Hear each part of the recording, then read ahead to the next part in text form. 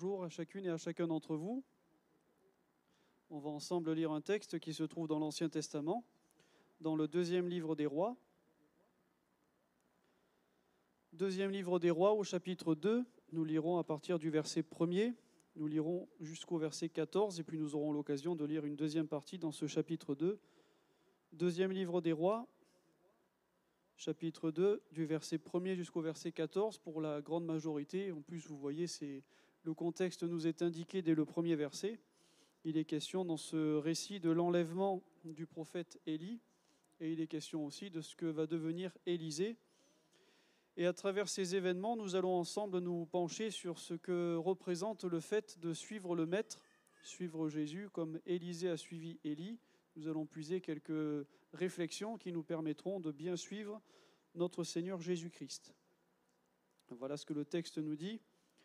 Lorsque l'Éternel fit monter Élie au ciel dans un tourbillon, Élie partait de Gilgal avec Élisée. Élie dit à Élisée, « Reste ici, je te prie, car l'Éternel m'envoie jusqu'à Béthel. » Élisée répondit, « L'Éternel est vivant et ton âme est vivante. Je ne te quitterai point. » Et ils descendirent à Béthel. Les fils des prophètes qui étaient à Béthel sortirent vers Élisée et lui dirent, « Sais-tu que l'Éternel enlève aujourd'hui ton maître au-dessus de ta tête ?» Il répondit, « Je le sais aussi, taisez-vous. » Élie lui dit, « Élisée, reste ici, je te prie, car l'Éternel m'envoie à Jéricho. » Il répondit, « L'Éternel est vivant, ton âme est vivante. Je ne te quitterai point. » Et ils arrivèrent à Jéricho. Les fils des prophètes qui étaient à Jéricho s'approchèrent d'Élisée et lui dirent, « Sais-tu que l'Éternel enlève aujourd'hui ton maître au-dessus de ta tête ?» Il répondit, « Je le sais aussi, taisez-vous. » Élie lui dit, « Reste ici, je te prie, car l'Éternel m'envoie au Jourdain. » Élisée répondit, « L'Éternel est vivant et ton âme est vivante. Je ne te quitterai point. » Et ils poursuivirent tous deux leur chemin. 50 hommes d'entre les fils des prophètes arrivèrent et s'arrêtèrent à distance vis-à-vis, et eux deux s'arrêtèrent au bord du Jourdain. Alors Élie prit son manteau, le roula, en frappa les eaux qui se partagèrent çà et là, et ils passèrent tous deux à sec. Lorsqu'ils eurent passé, Élie dit à Élisée, « Demande ce que tu veux que je fasse pour toi, avant que je sois enlevé d'avec toi. » Élisée répondit, « Qu'il y ait sur moi, je te prie, une double portion de ton esprit. » Élie dit, « Tu demandes une chose difficile, mais si tu me vois pendant que je serai enlevé d'avec toi, cela t'arrivera ainsi, sinon cela n'arrivera pas. » Comme il continue à marcher en parlant, voici un char de feu et des chevaux de feu les séparèrent l'un de l'autre, et Élie monta au ciel dans un tourbillon. Élisée regardait et criait, mon père, char d'Israël et sa cavalerie. » Et il ne le vit plus.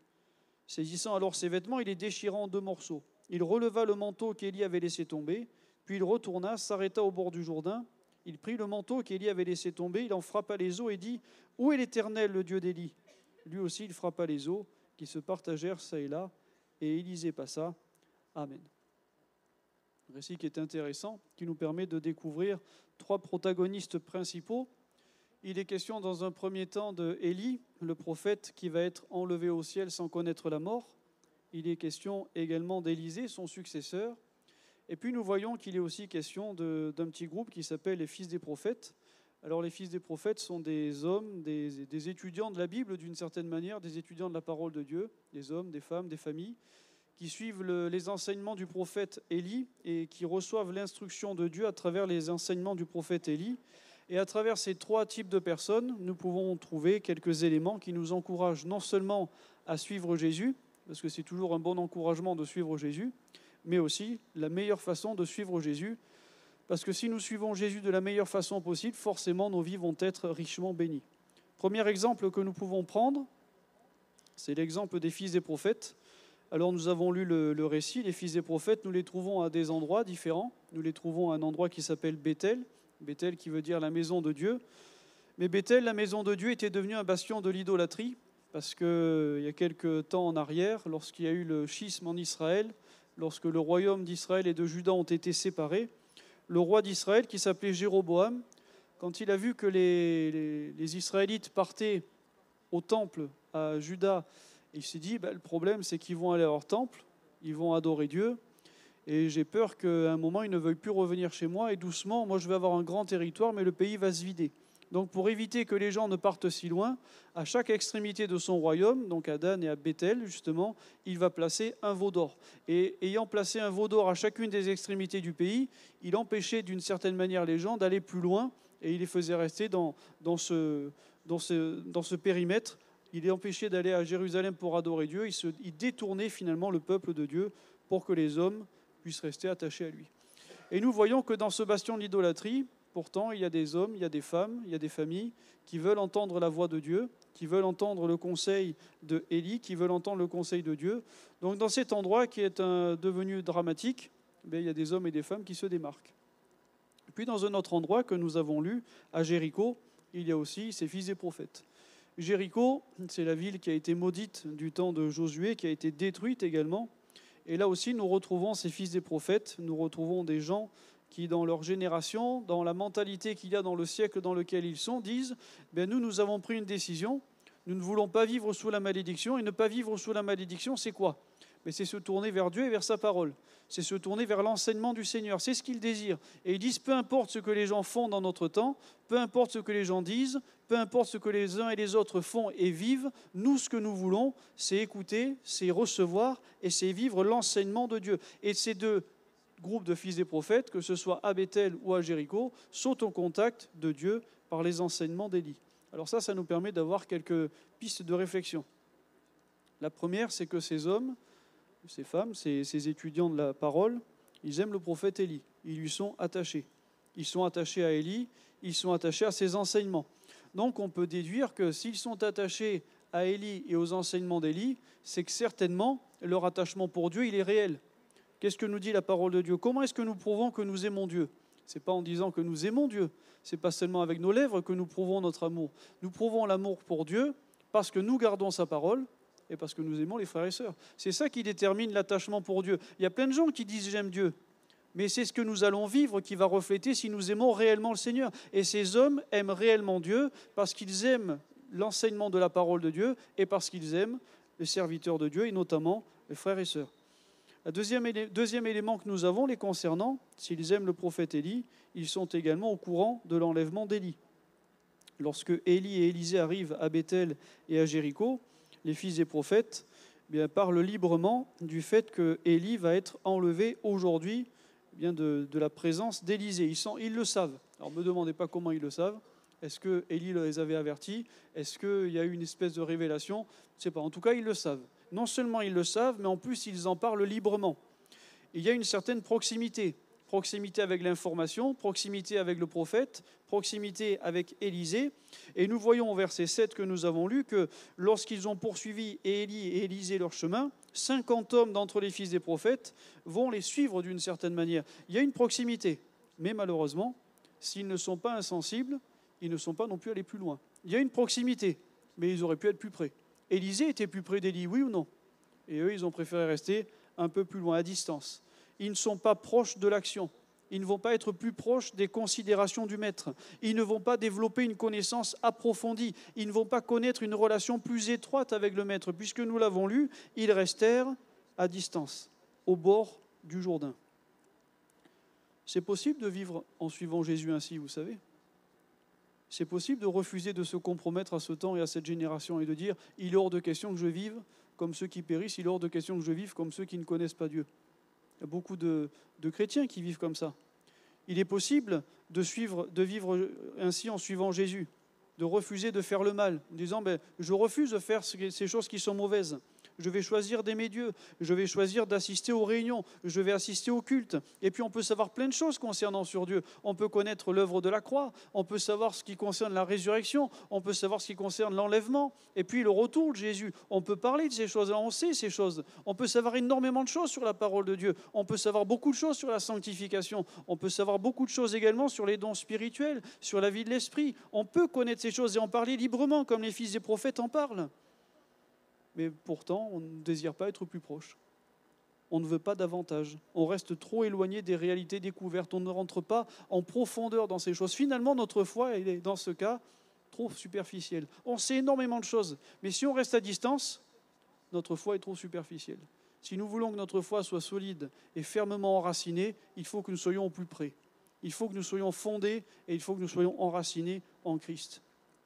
Combien dans ce temps dans lequel nous sommes se contentent d'une vie confortable? Combien vont se contenter de cela? C'est déjà très bien, vous me direz, hein? Mais combien vont se contenter de cela sans vouloir aller plus loin? Mais sans aller plus loin, frères et sœurs et chers amis, nous ne pouvons pas voir les choses glorieuses du royaume. Et c'est là la différence fondamentale qu'il y a entre Élisée et les fils des prophètes. Élisée, il voulait plus que cela, lui. C'est ce qu'il désirait.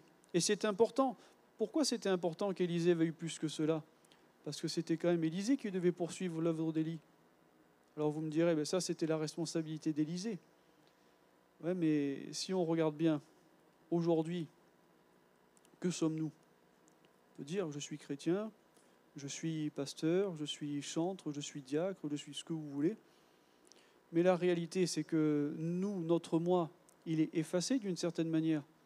Parce que quand Dieu va venir nous chercher, il va venir chercher quoi? Il va venir chercher qui? Il vient chercher son Église. Donc mon moi doit être englouti au sein de ce qu'est l'Église. Donc si nous comprenons ça, on comprend, oui, effectivement, c'était Élisée parce que c'est l'Ancien Testament, mais qui doit poursuivre l'œuvre du Maître aujourd'hui? Qui doit poursuivre l'œuvre du Christ? Ce n'est pas un pasteur qui doit poursuivre l'œuvre du Christ, c'est l'Église qui doit poursuivre l'œuvre du Christ. Donc ça veut dire que l'ensemble des croyants doit être animé de la pensée d'Élisée en disant, mais nous avons une responsabilité. J'ai une responsabilité, nous avons cette responsabilité, poursuivre l'œuvre qui a été commencée, parce que l'œuvre de Jésus n'a pas été transmise à un homme. L'œuvre de Jésus a été transmise à son Église. Et que penser d'une Église qui ne voudrait pas plus? Que penser de serviteurs et de servantes qui ne veulent pas plus? Quelle mentalité doit nous animer? Est-ce que c'est la mentalité des fils des prophètes? Et pourtant, c'est très bien déjà, comme je disais. Ou est-ce que c'est la mentalité d'Élisée? Ça dépend de ce que nous désirons. Si nous disons « Seigneur, je veux voir de grandes choses » et que nous ne nous impliquons pas personnellement, ça ne sert à rien de faire cette prière. Mais si nous disons « Seigneur, je veux voir de grandes choses », il faut que nous puissions comprendre qu'il nous faut être au plus près des considérations du Maître. Et parce que les fils des prophètes suivaient le Maître de cette manière et à distance, il va y avoir une difficulté que l'on voit du verset 15 au verset 18. Lorsque Élie a été enlevé, lorsque Élisée revient et qu'il partage les eaux de Jéricho en deux, la Bible nous dit au verset 15 que les fils des prophètes qui étaient à Jéricho vis-à-vis, l'ayant vu, dirent « L'esprit d'Élie repose sur Élisée ». Ils allèrent à sa rencontre, se prosternèrent contre terre devant lui. Et alors ils ont dit à Élisée, « Voici, il y a parmi tes serviteurs 50 hommes vaillants.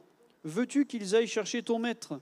Peut-être que l'Esprit de l'Éternel l'a emporté et l'a jeté sur quelques montagnes ou dans quelques vallées. » Élisée leur répondit, « Mais ne les envoyez pas. » Mais ils le pressèrent longtemps. Et Élisée leur dit, « Envoyez-les. » Ils envoyèrent les 50 hommes qui cherchèrent Élie pendant 3 jours. Ils ne le trouvèrent point. Lorsqu'ils furent de retour auprès d'Élisée qui était à Jéricho, il leur dit, « Ne vous avais-je pas dit, n'allez pas ?» Le problème, c'est qu'à un moment, si on reste trop à distance, on ne comprend pas tout, on se perd dans nos raisonnements, et on a beaucoup trop de raisonnements humains, de raisonnements terrestres et limités. Quelle vision ils ont de Dieu? Pourquoi notre vision de Dieu parfois est si étriquée, si limitée? Parce que nous sommes encore un peu trop loin de ce que Dieu est réellement. Et ça, ce n'est pas un parmi nous ce matin, c'est l'ensemble. Nous ne connaissons pas encore Dieu comme il nous connaît, et c'est ça le drame de notre vie. Et il nous faudrait désirer connaître encore davantage le Seigneur, soupirer encore davantage après la connaissance de Dieu. C'est ça qui est notre aspiration et c'est ce qui devrait faire l'objet de tous nos efforts, de notre méditation des Écritures, de notre piété personnelle, de nos rassemblements, en disant « Seigneur, pourquoi nous vivons toutes ces choses-là ?» Mais au final, c'est pour te connaître toi. Et c'est ce que disait Jésus. Te connaître, c'est la vie éternelle, c'est qu'ils te connaissent. La vie éternelle, c'est quoi? Ce n'est pas juste un temps que nous allons passer dans l'éternité dans le ciel. La vie éternelle, c'est connaître Dieu réellement dans sa grandeur et dans sa gloire. Et pourquoi nos raisonnements sont si limités, si terrestres et si humains? Parce que nous sommes humains, terrestres et limités. Et nous avons besoin de nous affranchir de cela à travers la parfaite connaissance de Dieu. Après avoir côtoyé la grandeur des révélations divines, ils ne voient pas plus. Ils ne voient pas tout ce qui s'est passé parce qu'ils n'étaient pas présents quand Élie a été enlevé dans un tourbillon de feu. Donc ils ont une vision étriquée. C'est quand même dramatique de penser que Dieu ait pu rater l'enlèvement d'Élie. Alors pour les plus anciens parmi nous, Dieu, c'est pas Pierre Richard, hein, dans les films où on voit faire le gars faire toutes sortes de gaffes. Si Dieu dit qu'il enlève Élie, c'est qu'il enlève Élie. Hein. Et si Dieu dit qu'il vient enlever son Église, il ne va pas rater l'enlèvement de l'Église.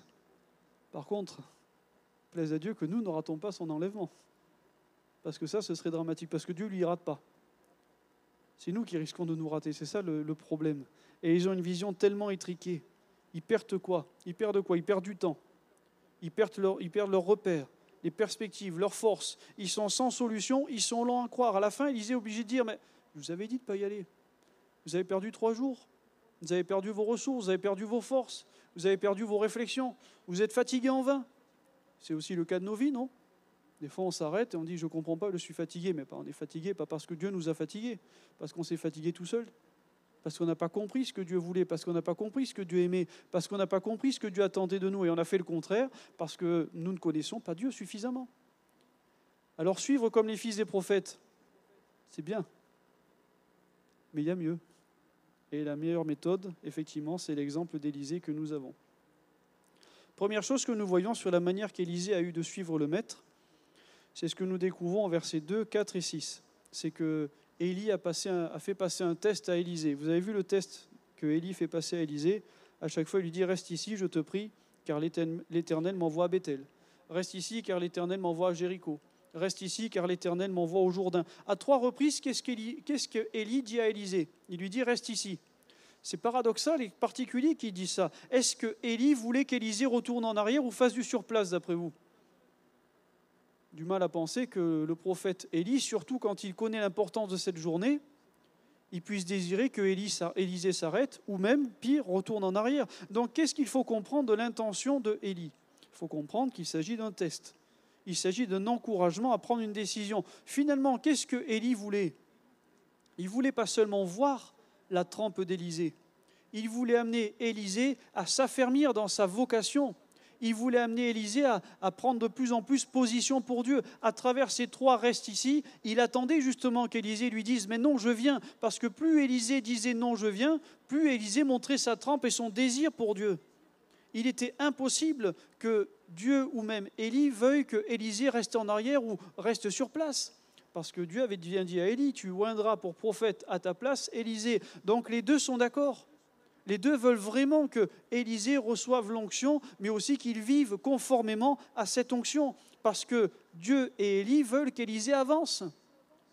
Mais pour l'aider à avancer, il faut qu'il fasse un choix. Et ils ont placé Élisée devant le choix à chaque fois. Suivre le Maître, suivre Jésus comme Élisée était appelé à suivre Élie, doit se faire sur la base d'une décision personnelle, libre et entière. C'est un choix que nous devons faire. Et à chaque fois que nous avons cette décision qui est prise devant nous, à chaque fois que nous avons ce choix, c'est à nous de prendre cette décision. Ce n'est pas aux autres à nous dire ce qu'il faut faire. Alors, pesons bien, ce n'est pas absolu ce que je dis. Je parle dans ce cas bien précis. On ne peut pas obliger quelqu'un à suivre Jésus. Par contre, c'est à nous de prendre cette décision. Je dois suivre Jésus. Suivre Jésus par obligation, pour impressionner quelqu'un ou faire plaisir, n'a aucun sens. Retourner à sa condition précédente, pour Élisée, n'avait aucun sens. Pourtant, sa condition précédente, elle n'était pas mauvaise. Vous vous rappelez ce que faisait Élisée ? Élisée, il travaillait la terre, il travaillait dans les champs. Il avait une paire de bœufs et puis il avait le char qui permettait de préparer les sillons dans le champ pour pouvoir ensuite préparer les récoltes. C'est loin d'être déshonorant. Mais ça, Élisée, il ne l'envisage pas. Il dit, c'est hors de question. Si je m'arrête là, qu'est-ce qu'il me reste à faire ? Rester avec les fils des prophètes à distance ? Retourner dans le champ ? Mais ce n'est pas possible, je ne peux pas faire ça. Pas une seule seconde, l'esprit d'Élisée ne se dit, c'est possible que je fasse ça. Il dira à chaque fois, non, l'Éternel est vivant, ton âme est vivante, il faut que j'aille plus loin.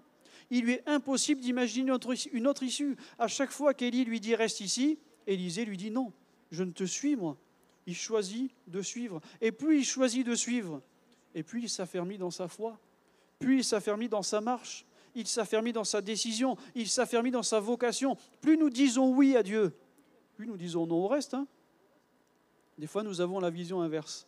On part du principe qu'il suffit de dire non à ce qu'il y a de mauvais et c'est suffisant. Mais ce n'est pas suffisant de se détourner du mal.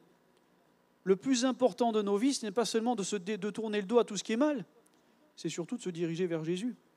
Et ça, c'est le meilleur moyen de réellement tourner le dos à tout ce qui est mal. Parce que si nous sommes entièrement remplis de la présence de Jésus, il n'y a plus de place pour autre chose. Et ça, Élisée l'avait parfaitement compris. Et parfois, le combat dans le cœur du croyant, il est là. Pourquoi, on entendait tout à l'heure dans le don spirituel, pourquoi des fois les cœurs sont partagés ? Parce qu'on sait que quelque chose est mauvais. On dit, je vais m'en détourner. Mais on ne comprend pas que se détourner, ce n'est pas suffisant. Si vous voulez réellement être libre, faut être affranchi par le Fils. Donc il faut saisir le Fils. Il faut saisir Jésus, il faut saisir le Maître. Et il va le dire à chaque fois, il va dire à Élie, l'Éternel est vivant, ton âme est vivante. Mais c'est là où tu es qu'il y a la vie. Donc ce qu'il faut que je fasse pour avoir la vie, c'est te suivre. Donc si nous voulons la vie de Dieu, et si nous voulons vivre la vie glorieuse de Dieu, si nous voulons déjà dès à présent goûter aux arts, à l'avant-goût de l'éternité, il nous faut vivre en suivant Jésus réellement. C'est ça l'espérance chrétienne. C'est ça la vie de résurrection. C'est ce qui réjouit et motive l'Église primitive. L'Église était marquée par la résurrection de Jésus. Ils ont été tellement impressionnés par la résurrection de Christ qu'une fois qu'ils ont vu Jésus ressusciter et une fois que l'Esprit de Jésus a été répandu dans leur cœur par le baptême du Saint-Esprit et qu'ils ont été marqués par la résurrection, par le sceau de la résurrection de Jésus, mais il n'y avait plus rien qui arrivait à les mettre en arrière. Les persécutions, l'abattement, la maladie, la faim, le péril, l'épée, il n'y avait rien qui les détournait parce qu'ils disaient « Suivre Jésus, c'est marcher sur le chemin de la vie. Et même si on nous met à mort, il y a une puissance de vie qui est supérieure, nous allons ressusciter. » Et même, il ne disait même pas « nous allons ressusciter », il disait quoi à travers les écrits de Paul? Il nous a ressuscités ensemble. Ça, c'est la foi. Il dit on ne peut plus nous mettre à mort quelque part parce que nous sommes déjà ressuscités. Ce corps, on peut le détruire, mais nous sommes déjà ressuscités en Jésus-Christ. Et c'est ça, suivre Jésus. C'est ça, marcher dans une nouveauté de vie, vivre cette vie de résurrection. C'est parce que Jésus est vivant que nous avons besoin d'obéir à chaque fois. Et plus nous obéissons à Jésus, plus nous allons développer la fermeté, la force et la stabilité. Plus nous allons obéir à Jésus, plus va se former en nous le caractère chrétien, le caractère de Jésus. Nous allons ressembler à Jésus. Y a-t-il quelque chose qui nous empêche d'aller plus loin avec le Maître? Élisée, lui, il avait fait ce qu'il faut pour ne plus retourner en arrière. Avons-nous sacrifié notre vie pour cela? Vous savez ce qui s'est passé quand Élie est allé trouver Élisée et qu'Élisée était chez ses parents en train de travailler au champ? Élie a jeté son manteau sur Élisée. Et Élisée, ce qu'il a fait, c'est qu'il n'a pas juste pris le manteau, il n'a pas seulement dit au revoir à papa et maman, il a suivi Élie. Élisée, il a pris son char, il l'a mis en pièces, il en a fait un autel, il a pris ses bœufs et il les a sacrifiés pour Dieu. Alors s'il retourne chez papa et maman et Élisée, avec quoi il va travailler au champ? Il n'y a plus rien, il n'y a pas de plan B pour Élisée. Quand il s'est engagé à suivre le Maître, il a dit maintenant c'est ça ma vie. Je ne retourne plus en arrière. Je ne peux plus retourner en arrière, ma vie est sacrifiée. Ma vie est entièrement sacrifiée pour cela. Si quelque chose nous tient en arrière, il s'agit d'un lien dont nous devons nous défaire. Sans cela, il sera impossible d'aller en avant. C'est le résultat du test de la foi, finalement. C'est ça qu'Élie voulait que Élisée vive. Et c'est ce que Paul nous mentionne dans Galates. Il dit « En ce qui me concerne, je ne veux à aucun prix placer ma fierté ailleurs que dans la mort de notre Seigneur Jésus-Christ sur la croix. Par elle, en effet, le monde dominé par le mal a été crucifié pour moi, de même que moi, je l'ai été crucifié pour ce monde. » Fidèle à l'Holocauste. Un jour, il a apporté son char agricole et ses bœufs en holocauste à Dieu. Il a dit « Moi, je suis fidèle à cet holocauste. » Fidèle au sacrifice de Jésus. Être fidèle au sacrifice de Jésus, finalement, est-ce que ce n'est pas ça, être fidèle à son baptême? Nous sommes passés par les eaux du baptême. Mais qu'est-ce que c'est qu'être baptisé? Ce n'est pas juste être plongé dans l'eau. Plonger dans l'eau, c'est quelque chose que tout le monde voit. Mais pourquoi sommes-nous plongés dans l'eau? Parce qu'avant tout, nous avons été plongés dans la mort de Jésus. Et quand nous avons réalisé que nous avons été plongés dans la mort de Jésus et que nous sommes devenus une même plante avec Jésus pour vivre en nouveauté de vie avec Jésus, forcément, maintenant, il n'y a plus de retour en arrière. Quand j'ai bien compris ça, je ne peux plus revenir en arrière. Mes membres, ma vie, mon corps tout entier est maintenant livré à Jésus, comme nous le lisions tout à l'heure en introduction dans le chapitre 12 de Romains, verset 1. Je vous exhorte donc, frères, par les compassions de Dieu, à offrir vos corps comme un sacrifice vivant, saint, agréable à Dieu, ce qui sera de votre part un culte raisonnable. Ne vous conformez pas au siècle présent, mais soyez transformés par le renouvellement de l'intelligence, afin que vous discerniez quelle est la volonté de Dieu, ce qui est bon, agréable et parfait. Élisée est fidèle à l'holocauste qu'il a apporté à Dieu. Nous n'allons pas apporter un holocauste, mais Jésus a offert sa propre vie pour que nous soyons fidèles à travers le sang versé par Jésus.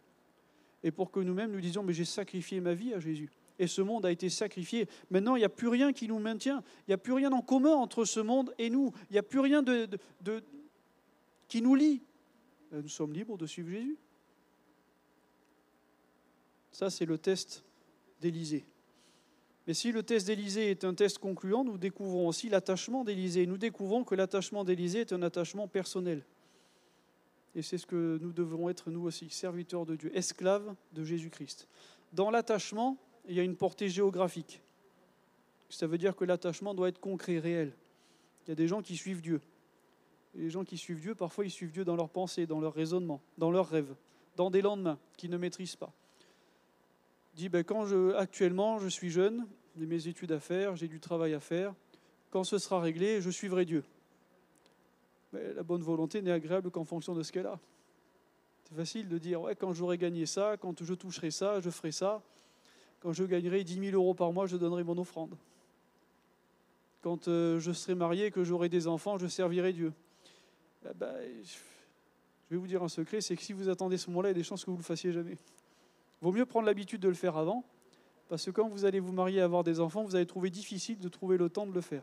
Alors que si vous vous disciplinez dès maintenant, vous allez voir que plus tard, vous allez mettre les choses à leur place. Dieu sera toujours au centre de votre vie et vous arriverez toujours, malgré les difficultés que vous traverserez, à servir le Seigneur. Servir Jésus, ça se fait avec ce que nous avons, pas avec ce que nous n'avons pas. Si vous avez 1 heure à donner à Jésus, donnez cette heure à Jésus. Plutôt que de dire, j'ai pas 3 heures à donner à Jésus, je donne rien. C'est pas logique. Est-ce que le Seigneur ne mérite pas ce qu'il y a de meilleur ? À chaque fois, Élisée est bien là. Son attachement, il est concret. On le voit. À Bethel, il est où ? Élie, il est à Bethel. Élisée, il est où ? Il est à Bethel. À Jéricho, c'est pareil. Au Jourdain, c'est pareil. Donc c'est concret, c'est réel. L'attachement, il est géographique, il est concret. Suivre le maître doit être concret. S'il faut systématiquement nous chercher, ce n'est pas un attachement concret. Si je suis toujours absent, je dis « ouais, mais je suis là ». Mais non, je ne suis pas là si je ne suis pas là. Ah, mais je pense à vous. Ce n'est pas suffisant. Je dirais peut-être que j'exagère. Admettons. Revenons sur le mariage. Le gars qui se marie et qui rentre chez lui 1 fois par semaine. Pensez que c'est normal ? Je ne vous entends pas trop, hein ? Non, c'est pas normal. Et vous pensez que c'est différent pour celui qui est le meilleur ? Si pour un conjoint, il nous faut faire des efforts, est-ce que ça ne vaut pas plus la peine de faire des efforts pour celui qui nous a sauvés ? L'attachement doit être concret. C'est un attachement quelle que soit la situation. On le disait, Bethel, c'est la maison de Dieu. On peut penser aux moments qui sont des moments de réussite dans notre vie.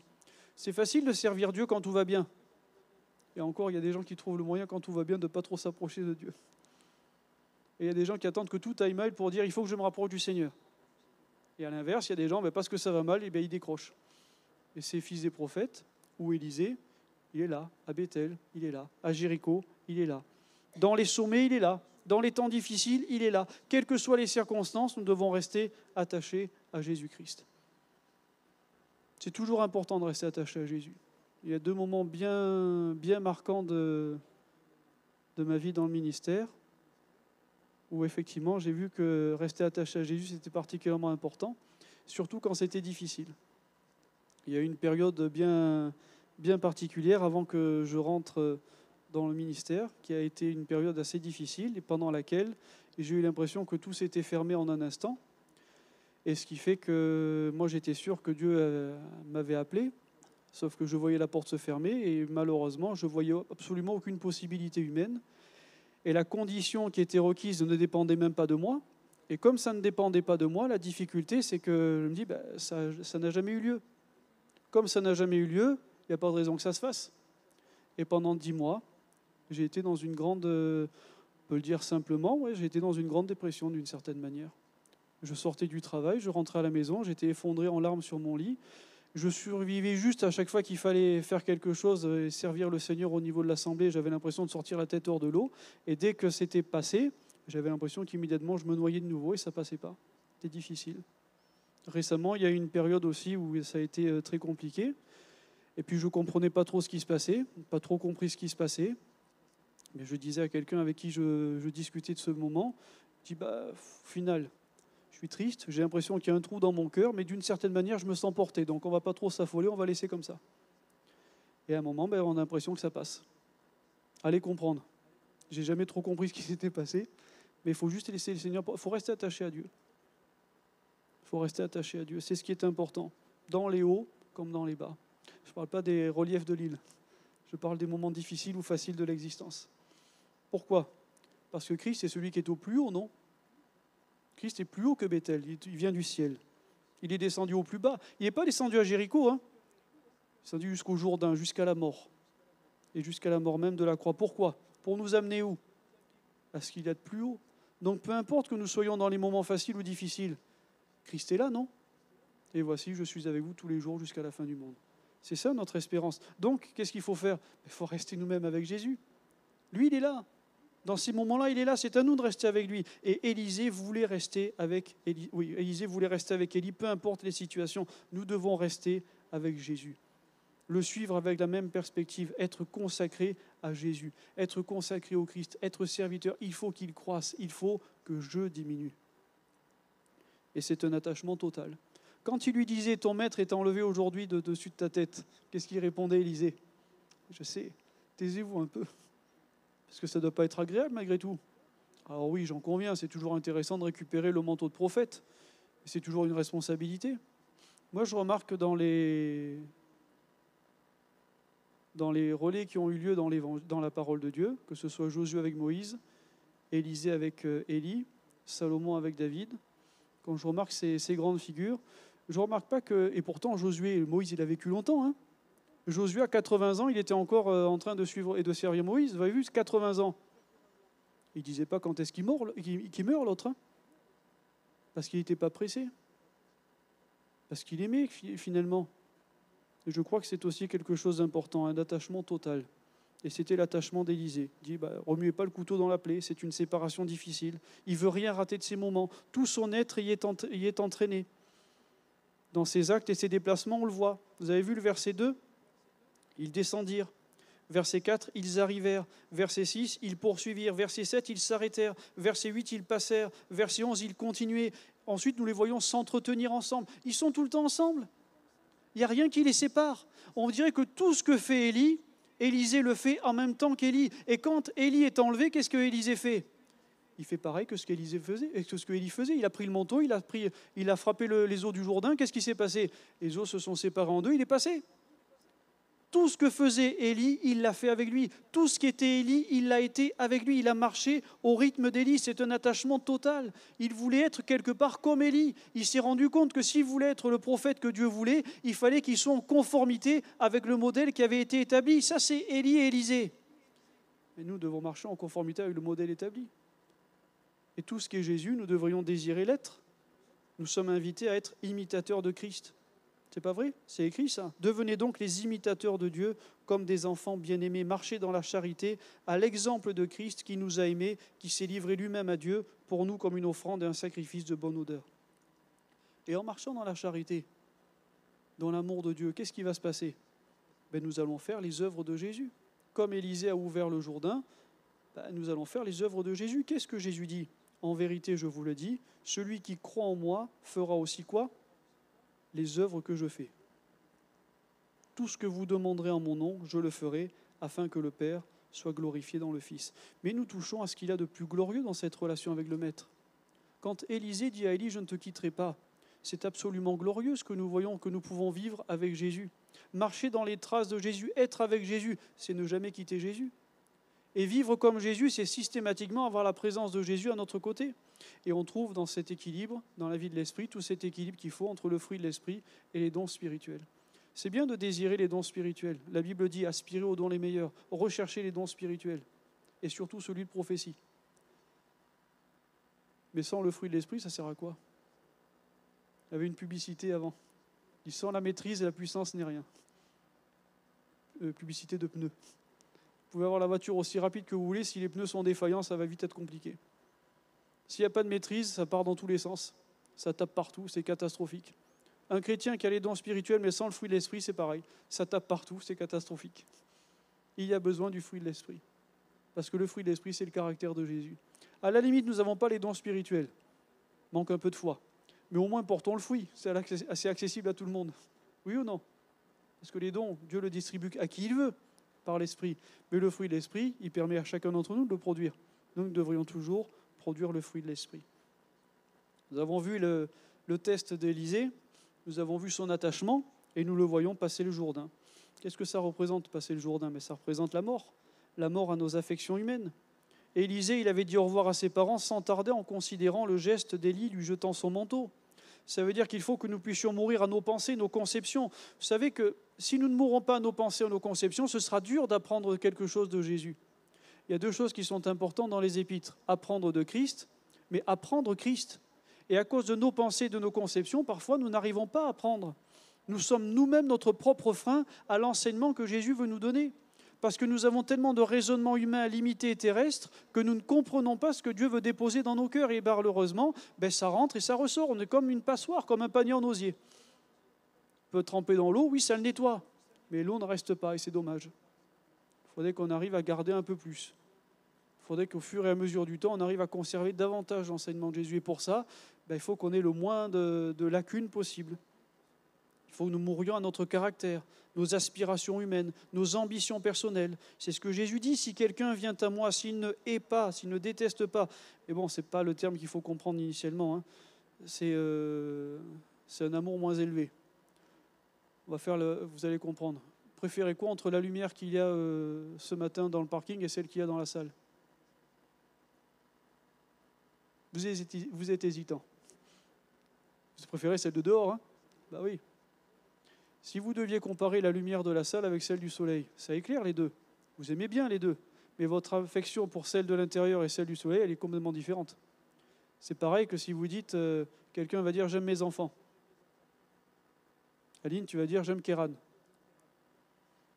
Peut-être que tu aimes le chocolat, mais pas pareil. C'est le même verbe en français, mais ce n'est pas du tout le même sentiment, ce n'est pas du tout la même puissance qu'il y a dans les mots.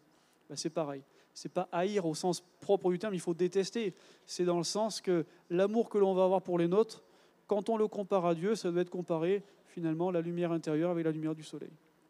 C'est clair comme ça? Bon, mais on peut continuer. Si quelqu'un vient à moi et s'il ne hait pas son père, sa mère, sa femme, ses enfants, ses frères, ses sœurs et même sa propre vie, il ne peut être mon disciple. Et quiconque ne porte pas sa croix, porter sa croix, c'est pour faire quoi? C'est pour y être crucifié jusqu'à preuve du contraire. C'est jamais comme un instrument de décoration. Hein. Et ne me suit pas ne peut être mon disciple. Ainsi donc, quiconque d'entre vous ne renonce pas à tout ce qu'il possède ne peut être mon disciple. Élisée, il avait renoncé ou pas? Il avait offert son char agricole et ses bœufs en sacrifice. Il avait tout offert. Parce qu'il savait ce que Dieu était en train de lui offrir. Alors, qu'est-ce qu'il va demander? Il va demander ce qui a de la valeur. Élie lui dit, demande-moi ce que tu veux. Demande ce que tu veux que je fasse pour toi avant que je sois enlevé. Élisée lui répondit, qu'il y ait sur moi, je te prie, une double portion de ton esprit. La nécessité d'être revêtu de la puissance de Dieu, c'est une nécessité pour Élisée, c'est une nécessité pour Jésus. Dans le chapitre 4 de l'évangile de Luc, la Bible nous dit au verset 1er, Jésus rempli du Saint-Esprit, il a été conduit par l'Esprit au désert. Verset 14, Jésus revêtu de l'Esprit va ensuite aller vers Nazareth. Merci. Donc c'est ce que nous voyons. Heureusement que je ne me suis pas trompé, parce que vous êtes réactifs. Donc ça nous montre quelles doivent être nos demandes. Et nos demandes doivent être quand même avant tout spirituelles. Et en vue d'être remplis de l'Esprit pour servir Dieu selon l'Esprit. Mais qu'est-ce que Élisée demande d'une certaine manière à Élie? Il dit à Élie, mais Élie, tu as plein d'enfants d'une certaine manière. Tu as 50 autres enfants qui sont juste à côté, un peu plus loin, parmi les fils et prophètes. Il dit, mais moi je ne veux pas vivre comme eux. Moi je veux plus que cela. Moi je veux la part du fils aîné. Je veux la filiation réelle. Qu'est-ce que nous dit la parole de Dieu? Tous ceux qui sont conduits par l'Esprit de Dieu sont fils de Dieu. Et vous n'avez pas reçu un esprit de servitude pour être encore dans la crainte, mais vous avez reçu un esprit d'adoption par lequel nous crions « Abba, Père ». L'Esprit lui-même rend témoignage à notre esprit que nous sommes enfants de Dieu. Or, si nous sommes enfants, nous sommes aussi héritiers. Héritiers de Dieu, co-héritiers de Christ, si toutefois nous souffrons avec lui, afin d'être glorifiés avec lui. Notre part, ça devrait être conduit par le Saint-Esprit. Si nous sommes réellement conduits par le Saint-Esprit, nous sommes fils de Dieu. Si nous sommes fils de Dieu, notre privilège, c'est d'être conduits par le Saint-Esprit. C'est comme ça que ça fonctionne. Et c'est ce que Élisée voulait. Il dit, je veux une double part. Je veux la part du fils aîné. Je veux vivre comme un véritable enfant. Je veux vivre comme Lui, il voulait vivre comme un véritable enfant du prophète. Mais nous vivons comme de véritables enfants de Dieu. C'est ça la part qui est la nôtre. Et d'une certaine manière, la part qui est la nôtre est encore plus excellente et plus grande que celle d'Élisée. Parce que la dispensation de l'Esprit dans laquelle nous sommes est loin d'être celle du temps d'Élisée. Nous sommes bien mieux lotis dans notre temps à nous. Et Dieu nous a tout donné par son esprit. Ce serait quand même dommage et rageant de ne pas tout prendre. Notre vie pour Dieu ne peut être remplie de succès que si nous sommes baptisés et continuellement remplis du Saint-Esprit. Parce que c'est le Saint-Esprit qui nous permet de voir ce qui est caché. Élie lui dit au verset 10, « Tu demandes une chose difficile, mais si tu me vois pendant que je serai enlevé d'avec toi, cela t'arrivera ainsi, sinon cela ne t'arrivera pas. » Alors résultat, le Saint-Esprit permet de voir le ciel ouvert. C'est ce que Étienne avait vu quand il était lapidé. Il a vu le ciel ouvert et lui, il a vu quelque chose de glorieux dans le ciel. Il n'a pas vu Élie monter au ciel. Il a vu Jésus debout. Et lorsque nous voyons le ciel ouvert, nous n'avons pas un ciel vide, il y a un Seigneur. Dans l'Apocalypse, il y a une scène glorieuse, il y a une porte dans le ciel. Et du ciel, une voix se fait entendre, viens, monte ici. Et sur le ciel, derrière cette porte, il y a quoi? Il y a un trône. Et le trône, il est vide. Sur le trône, il y a un agneau qui a été immolé. C'est extraordinaire ce que Dieu nous montre. Extraordinaire de savoir que nous avons accès à une telle vision spirituelle dans la foi. Savoir que le ciel, il n'est pas vide. Ce n'est pas le ciel des oiseaux, ce n'est pas le ciel des navettes spatiales, c'est le ciel de Dieu. Et il est rempli de la présence de Dieu. Et les anges sont en train de servir et célébrer le Dieu vivant et vrai, avec deux ailes dont il se sert pour se cacher la face, tellement ce Dieu est glorieux. Et nous pouvons voir des choses extraordinaires par l'action de l'Esprit, nous nous en priverions. Ce serait dramatique. Dans un temps où nous voyons tellement de choses difficiles, il est beau de pouvoir voir les choses glorieuses du royaume et le ciel est ouvert. Et nous avons Jésus qui nous dit en perspective, le Père me montre tout. C'est dur pour nous de voir tout ce que le Père veut nous montrer. Hein. On est tellement accaparés, nos yeux sont tellement accaparés à droite, à gauche. Des fois, on est tellement centré sur nous-mêmes aussi. Et Dieu veut nous montrer tellement. C'est ça qui est difficile. Alors il veut attirer nos regards. Et Élie lui dit, il faut que tu sois là. Il faut que tu sois attentif, il faut que tu sois bien concentré, il faut que tu sois bien vigilant, parce qu'il faut voir tout ce que le Père veut nous montrer. Dieu veut partager avec nous les choses invisibles du royaume, les dons spirituels, l'exercice, le règne de l'amour, le fruit de l'esprit. Et le Saint-Esprit nous revêt de force et de puissance. Au verset 11, comme il continue à marcher, eh bien, voici un char de feu, des chevaux de feu les séparèrent, et Élie monta au ciel dans un tourbillon. Il voit le ciel ouvert. Et puis versets 13 et 14, après avoir dit, mon père, char d'Israël et sa cavalerie, il va relever le manteau d'Élie, il va frapper le Jourdain, et le Jourdain va s'ouvrir en Dieu. Élisée marche et agit comme Élie le faisait avant lui. Et juste parce qu'il a pris le manteau d'Élie. D'après vous, comment peut marcher un chrétien qui n'est pas revêtu du manteau d'Élie, mais revêtu de Jésus-Christ? C'est ça le défi de l'Église aujourd'hui. Le Saint-Esprit met en lumière Jésus, sa personne, son œuvre, ses enseignements, et il soupire pour que nous y goûtions, faire jaillir Christ, parvenir à sa ressemblance, parce que nous avons été prédestinés à être transformés en la même image. L'histoire d'Élisée, il faut finir par conclure à un moment, devoir vous laisser rentrer chez vous. L'histoire d'Élisée, elle se poursuit dans le reste de ce récit. Mais le livre de nos vies à nous, il est ouvert. Nous pouvons vivre pour Jésus. Mais il y a quelque chose d'extraordinaire dans l'Évangile. Nous pouvons vivre comme Jésus. Vivre pour Jésus, c'est déjà extraordinaire. Fils des prophètes, il vivait pour entendre l'enseignement. Mais on peut vivre comme Jésus dans un plein attachement. À nous de choisir comment suivre le Maître. Comme Élisée, avec les meilleures expériences, les plus belles découvertes. Si nous suivons comme Élisée, on ne sera jamais désarmé. Regardez ce qu'il dit au verset 12. Pendant qu'il voyait Élie s'en aller au ciel, mon père, char d'Israël et sa cavalerie, qu'est-ce qu'il est en train de dire? Il dit à Élie, peu importe les armées qu'il y a en Israël, à toi tout seul, tu es plus fort que toutes les armées d'Israël. Un chrétien rempli de l'esprit est plus fort que toutes les armées qu'il y a dans ce monde. Parce qu'il y a des choses que une armée peut venir, par exemple, et nous saisir pendant le culte. Il y a peu de chances que ça arrive.